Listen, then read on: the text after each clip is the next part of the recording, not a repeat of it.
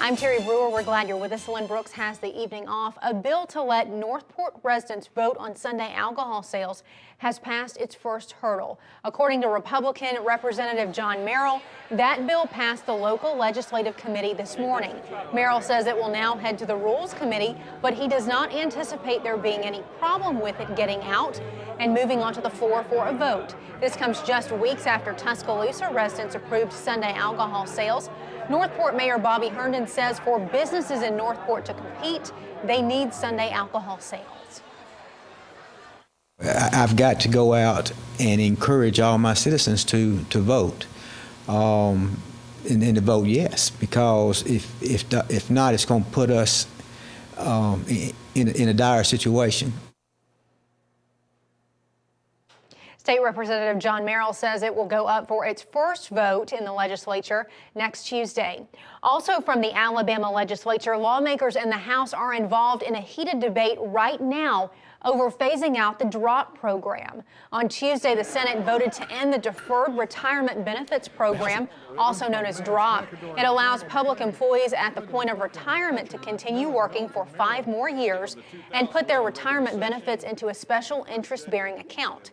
Supporters say the bill will save more than $58 million next year. Opponents say it will encourage good teachers to retire and begin second careers in neighboring states. If it passes the House, the bill heads to the governor's desk for his signature. The House is discussing DROP right now. Hundreds of pounds of ground beef are hitting the recall list in Tuscaloosa.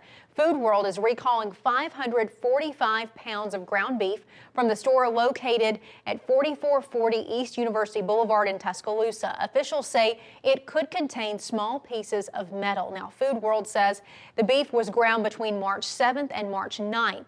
The recall involves fresh ground beef, 75% lean, ground beef chuck 80% lean, and ground beef round 85% lean. Officials say customers can return the product to the store for a full refund. Almost a week after announcing the Partlow Developmental Center will close, state mental health officials met with employees today. Officials say the meeting was to discuss employment options for those who want another job. As we've reported, officials announced they will close the Tuscaloosa facility on September 30th. More than 150 residents will be removed from the facility and transitioned into the community. We'll have more on that meeting tonight for you on WVUA News at 10 o'clock. On your home team money watch, if you think gas prices are high now, just wait. According to the U.S. Department of Energy, we could hit the $4 a gallon mark by summer. Officials say there is 25 or at least a 25% chance that it could be that high. California and Hawaii's prices are the highest with $3.52 a gallon right now. According to AAA, the average price in Alabama is $3.43 a gallon. We want to hear from you if you see some low gas prices. You can call the WVUA Pump Patrol hotline, the number 205-523-5001. Well, everyone is not pleased with BP's $16 million tourism grant for Alabama's coast. The mayors of Orange Beach and Gulf Shores say they were asking for 3 times that amount, but they were shut out of negotiations last year. The mayors said they were close on settling a $50 million deal. The original plan was $30 million this year and $20 million the next. Governor Bentley announced the new agreement with BP will be over a 3-year period. Well, almost everyone has seen them, those blue lights in the rearview mirror, but there's a new phone app that could be used to deceive a driver. Apps for the iPhone and Android give everyday people the tools to impersonate law enforcement if they want to. Already, police in Northwest Indiana have made arrests for misuse of the app.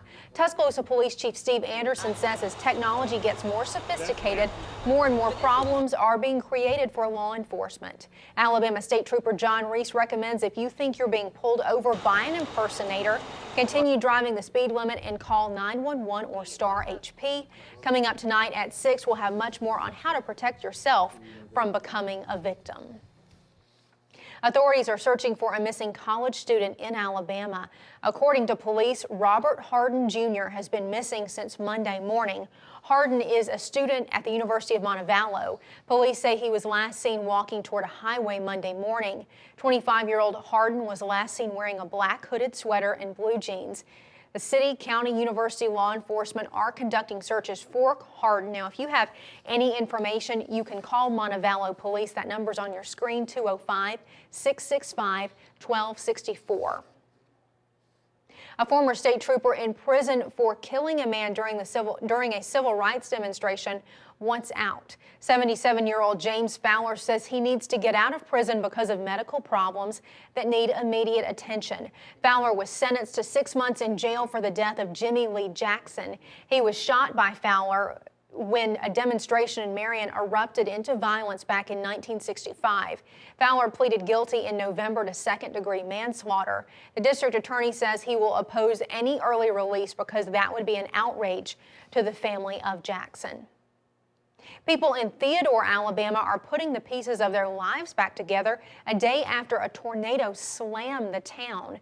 Here's some video. You can see how the building is turned into rubble. Residents say the town is in shambles. The gas station and grocery store in this video were destroyed by powerful winds.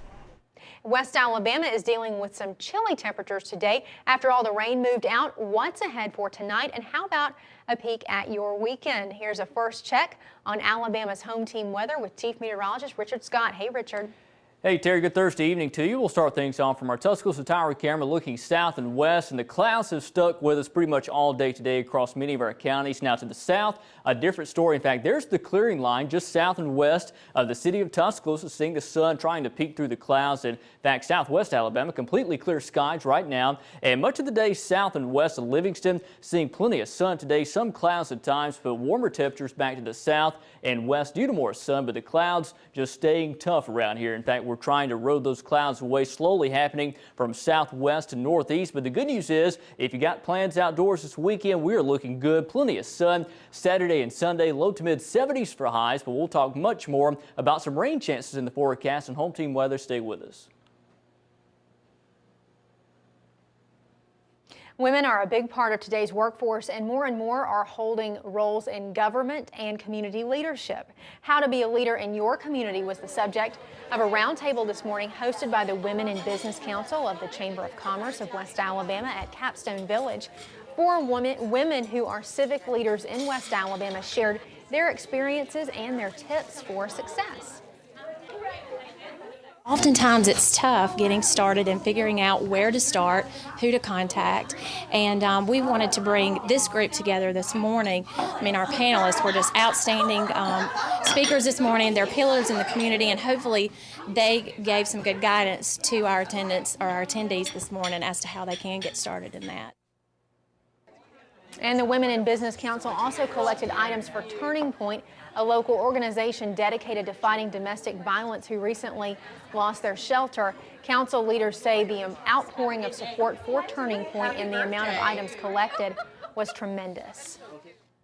Stillman's basketball team is getting ready to make history, and the whole college is celebrating. For the second time in history, Stillman College is heading to a Division II NCAA tournament. So today, Stillman students and faculty held a pep rally and parade to cheer on the Tigers. WVUA Sports Director Gary Harris will have much more on Stillman's big game coming up for you later in Alabama's home team sports.